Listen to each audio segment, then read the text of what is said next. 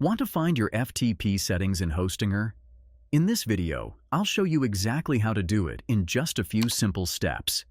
Don't forget to like this video, subscribe to my channel, and share it with others. Open your browser and go to hostinger.com. Once logged in, go to the Website section of your account. Click on Websites List from the menu panel and select the website you want to work on. Click on Dashboard to access its settings. Scroll down and find the Files section in the menu panel.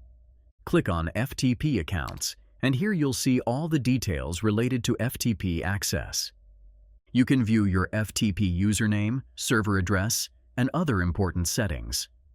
If you scroll down further on the page, you'll also find the option to create a new FTP account.